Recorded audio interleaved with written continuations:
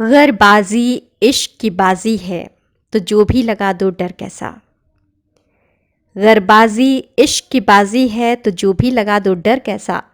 जीत गए तो बात ही क्या, हारे भी तो हार नहीं। निसार में तेरी गलियों पे ए वतन, निसार में तेरी गलियों पे ए वतन, के जहाँ चली है रस्म कि कोई न सर उठा के चले। जो कोई चाहने वाला तवाफ को निकले, नजर चुरा के चले जिस्म जां बचा के चले। दो शेर दोनों अलग मिजाज के, एक में रुमानियत दूसरे में इनकलाब। ऐसी शायरी की जब बात हो तो एक जहन में पत्रकार, शायर, फौजी, ट्रांसलेटर और आधा दर्जन से ज़्यादा लैंग्वेज जानने वाले फैज़ अहमद फैज़ पर जाकर नज़रें टिक जाती हैं। 13 फरवरी 1911 में पंजाब के नारनौल कस्बे में पैदा हुए फैज़ अहमद फैज़, जिंदगी की कश्मकश, नाइंसाफ़ी के खिलाफ बगावत ने उनकी शायरी को इतनी मकबूलियत अदा की कि भले ही हिप हॉप वाली तांती उनको उनके नाम से न जाने, मगर इतना ज़रूर जानती है कि बोल के लब आज़ाद है तेरे, बोल ज़बां अब तक तेरी है, तेरा सुतवा जिस्म है तेरा, बोल के जा अब तक तेरी है, बोल। जी हाँ, सोशल मीडिया के दौर में ये आज़ादी कुछ ज़्यादा ही मायनों में बुलंद है। अपनी शायरी से फैज़ ने सोए हुए ज़मीरों को जगाया है, दबे कुचलों की आवाज़ बने, और ये सब करना उनके लिए आसान नहीं था।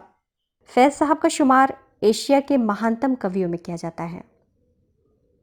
यूँ कह लीजिए कि विचारों से वो साम्यवादी थे और पाकिस्तान कम्युनिस्ट पार्टी से वो हमेशा जुड़े रहे। प्रगतिशील साहित्य आंदोलन के पुरोधाओं में एक थे फैज़ अहमद फैज़।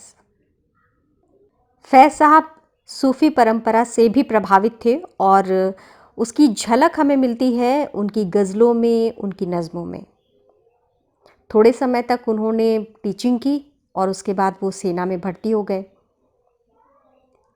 लेकिन 1947 में जब हिंदुस्तान का बंटवारा हो गया भारत और पाकिस्तान में, तो उस समय वो लेफ्टिनेंट कर्नल थे।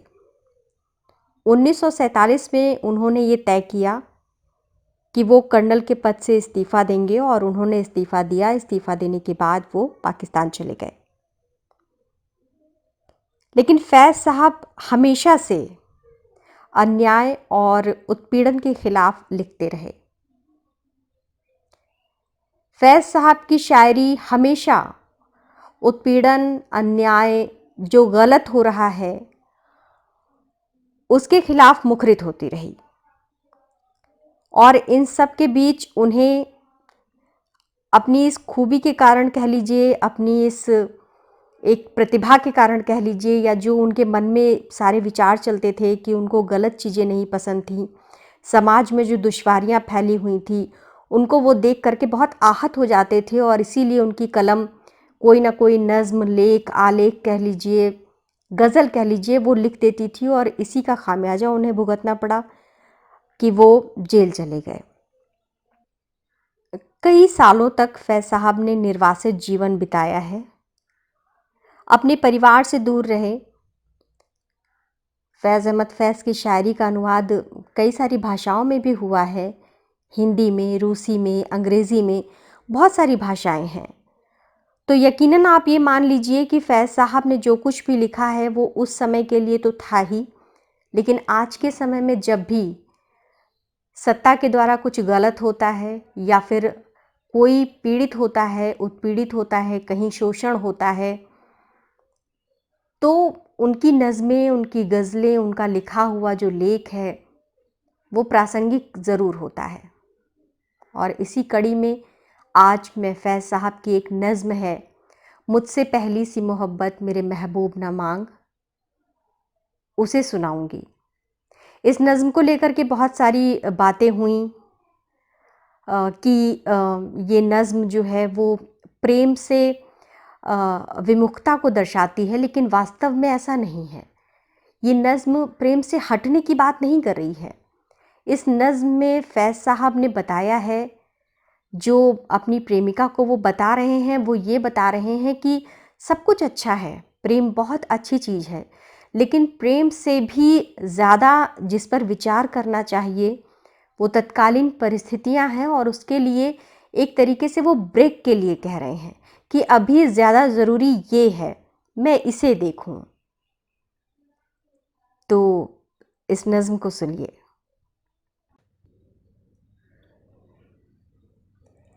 मुझसे पहली सी मोहब्बत मेरी महबूब ना मांग, मुझसे पहली सी मोहब्बत मेरी महबूब ना मांग, मुझसे पहली सी मोहब्बत मेरी महबूब ना मांग, मुझसे पहली सी मोहब्बत मेरी महबूब ना मांग।